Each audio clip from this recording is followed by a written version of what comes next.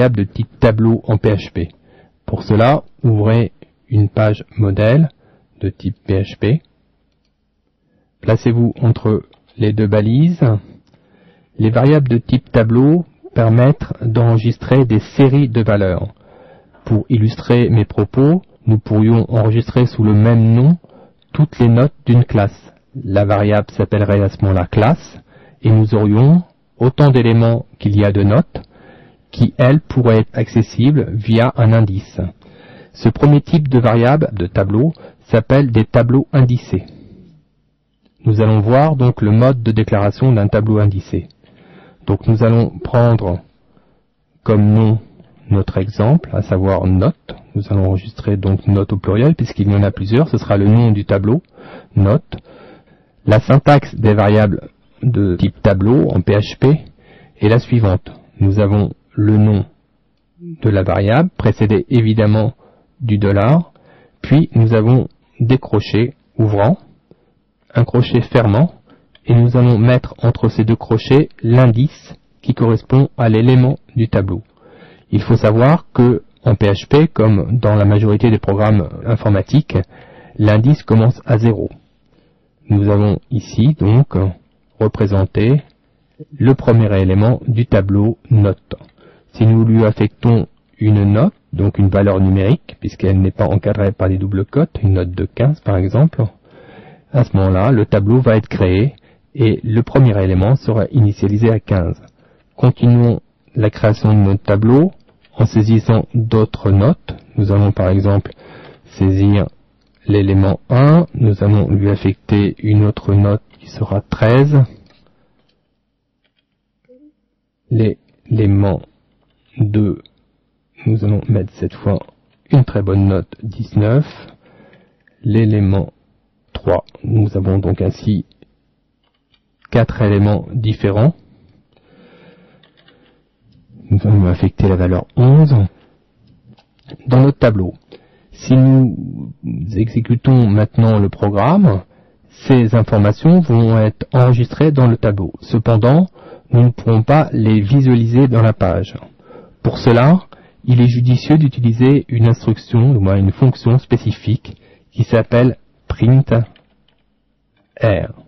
Cette fonction spécifique est dédiée au tableau et permet d'afficher le contenu du tableau sans avoir à lister tous ces éléments.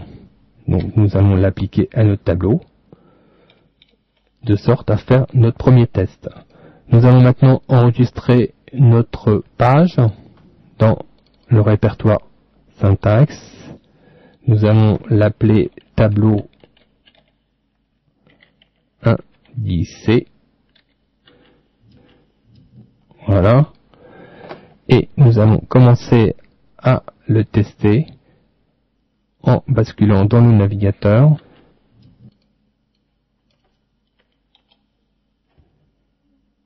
et en ouvrant la page nouvellement créée, tableau indicé. Nous voyons ici que le printer que nous avons ajouté affiche individuellement les différents éléments du tableau. Nous avons donc l'élément de type 0, d'indice 0 qui est égal à 15, l'élément d'indice 1 qui est égal à 13, l'indice 2 à 19 et 3 à 11. Cette représentation sera exclusivement utilisée pour la mise au point des programmes. Nous verrons par la suite qu'il existe d'autres systèmes qui permettent d'exploiter le contenu d'un tableau dans le cadre de programmes de production, programmes finaux.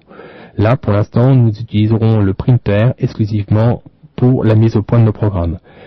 Cette mise au point, cette représentation du contenu du tableau peut paraître claire dans la mesure où notre tableau n'est pas très grand. Cependant, si le tableau prend de l'embonpoint, il peut s'avérer un peu confus. Pour cela, nous allons revenir dans le code et nous allons modifier ce printer en lui associant une balise HTML qui est d'ailleurs dépréciée maintenant, qui s'appelle la balise pré.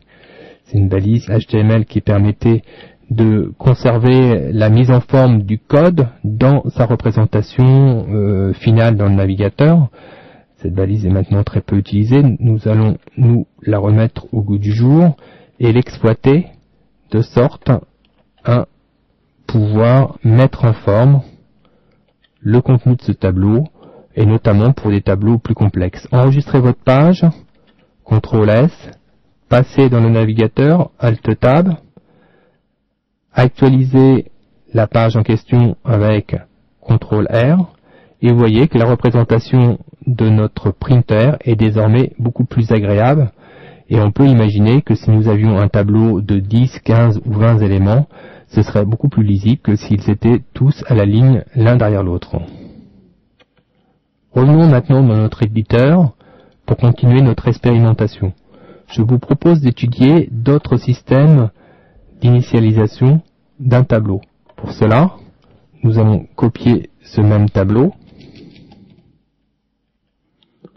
et nous allons neutraliser la précédente initialisation en la commentant. Pour votre information, l'éditeur Notepad possède une fonction en clic droit sur la partie sélectionnée qui permet de commenter ou de décommenter tout un bloc de code. Si je clique dessus, vous voyez, toutes les lignes d'initialisation de mon premier tableau sont ainsi commentées. Je vais ainsi pouvoir modifier le deuxième bloc d'initialisation de mon tableau et je vais modifier ce bloc en lui enlevant les indices. Alors, quelques mots sur ce type d'initialisation. Ce type d'initialisation permet, contrairement au précédent où on indique d'une manière explicite à quel endroit doit être affecté l'élément, celui-ci nous permettra de laisser cette gestion au système et ainsi, si notre tableau est vide au début, il prendra la valeur 0 par défaut, puis la valeur 1, puis la valeur 2 et la valeur 3. Donc c'est très intéressant lorsqu'on ajoute un élément à la suite de quelque chose qui existe déjà dans le tableau, en l'occurrence. Nous verrons par la suite les applications. En l'occurrence, pour ne serait-ce que vous citer un exemple, les caddies des sites marchands fonctionnent de cette manière. Donc, cette deuxième méthode pour initialiser un tableau, nous allons la tester de suite. Nous allons néanmoins modifier quelques notes pour être sûr qu'il s'agit bien du nouveau fichier. Je vais remplacer par exemple 19 par 17. J'enregistre ma page, je bascule avec un Alt Tab dans mon navigateur et je fais un CTRL R pour initialiser ma page. Vous voyez que le 19 a bien été converti en 17, il s'agit donc bien de ma nouvelle initialisation et que le résultat final est strictement identique à la première méthode. Revenons maintenant dans notre éditeur pour continuer notre expérimentation. Nous allons aborder maintenant une troisième méthode d'initialisation du tableau et nous allons exploiter cette fois la fonction area qui permet d'initialiser un tableau sur une seule ligne. Nous allons indiquer maintenant les différentes valeurs. Nous allons attribuer de nouvelles notes à ces 4 éléments.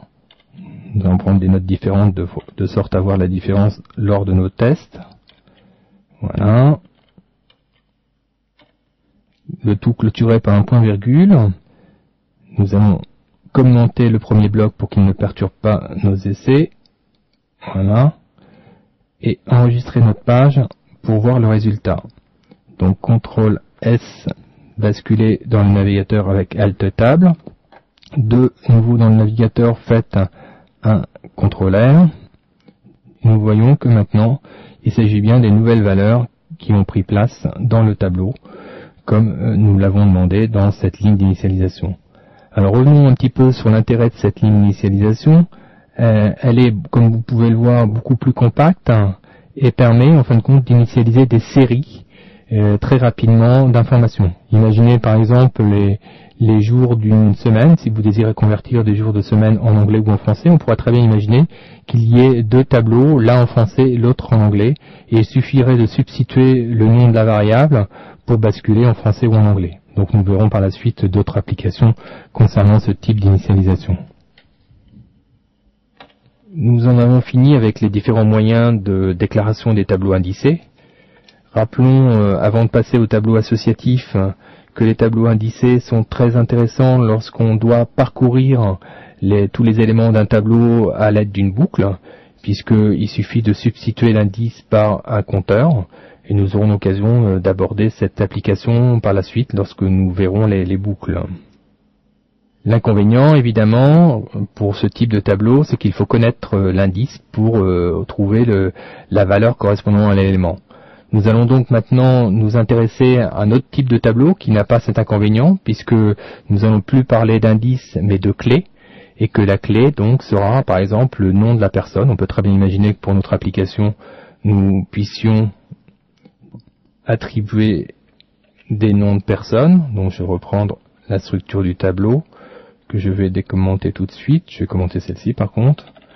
Et voilà, nous allons donc convertir ce tableau en tableau associatif. Et pour cela, il suffit de substituer l'indice par le nom d'une personne. On va appeler par exemple le premier Jean. Évidemment, comme il s'agit de noms, il ne faut pas oublier d'encadrer le texte par des simples cotes. Alain, Anne et Claire.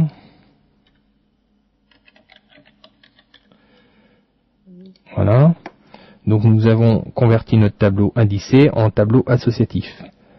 Donc nous allons tester de la même manière cela dans notre page. CTRL S pour enregistrer la page, Alt Tab pour basculer sur notre navigateur et CTRL R pour actualiser la page. Nous voyons que maintenant les indices sont remplacés par les clés et que les valeurs attribuées sont bien celles que nous venons d'attribuer à notre nouveau tableau. Nous allons continuer notre expérimentation en revenant dans l'éditeur. On pourrait se demander si la deuxième méthode de déclaration d'un tableau indicé pourrait être appliquée au tableau associatif. Eh bien non, on ne peut pas anticiper en fin de compte le prénom que nous allons mettre dans la clé, donc par conséquent ce type de déclaration ne peut pas être utilisé en tableau associatif. Par contre, le troisième type, ici, lui, peut être adapté au tableau associatif. Donc je vais commenter mon bloc pour pas qu'il perturbe le fonctionnement de mon expérimentation. Et pour cela, il suffit de modifier un petit peu le contenu de la fonction des parenthèses de la fonction area en associant la clé, à savoir le prénom de chaque personne, et de lier la valeur avec deux symboles, le signe égal et le signe supérieur, qui constitue donc une flèche d'attribution. Nous allons renouveler donc cette opération pour chaque valeur. Voilà. Et nous allons personnaliser chacun des noms en reprenant celui que nous avions indiqué précédemment.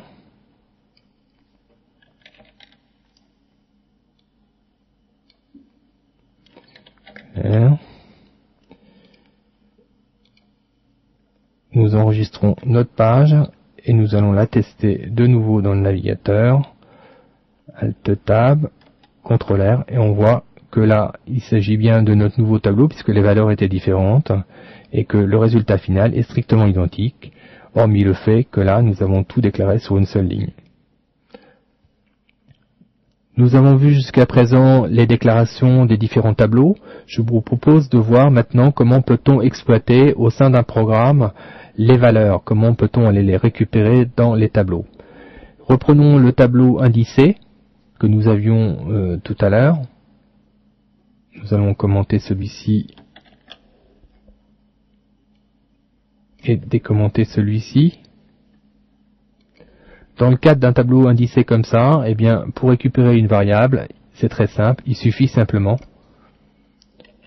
d'afficher le nom du tableau avec l'indice qui correspond. À savoir, si je fais maintenant un écho de cette valeur, eh bien, la valeur qui va s'afficher ici sera ni plus ni moins que les 19, la valeur qui est affectée à l'élément 2 du tableau note. Nous allons maintenant tester l'utilisation de cette fonction. Enregistrons la page,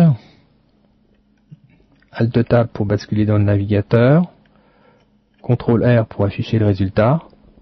Nous voyons que là maintenant la valeur 19 qui correspond donc à l'élément 2 du tableau note s'affiche correctement dans notre navigateur. Nous allons voir maintenant de la même manière comment peut-on exploiter une information stockée dans un tableau associatif. Revenons pour cela dans notre éditeur de code. Commentons toute cette partie pour pas qu'elle nous nuise. Nous allons maintenant activer le tableau associatif.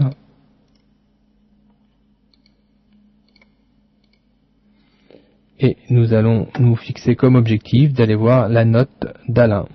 Pour cela, vous l'avez compris, il suffit d'afficher la variable note avec comme clé Alain pour que celle-ci s'affiche dans le navigateur. Nous allons tester cela tout de suite. CTRL S, Alt Tab, CTRL R. Vous voyez que la note d'Alain qui est égale à 13 s'affiche désormais dans le navigateur. Nous en avons fini avec les déclarations de tableau. Nous pouvons faire un rapide comparatif des tableaux indicés et associatifs. Nous avons vu que les tableaux indicés étaient très intéressants pour être parcourus par des boucles. Nous verrons par la suite cet usage. Les tableaux associatifs, quant à eux, sont intéressants pour un accès direct, puisqu'il suffit de connaître le nom de la personne et de le placer à l'intérieur en guise de clé pour accéder à sa valeur.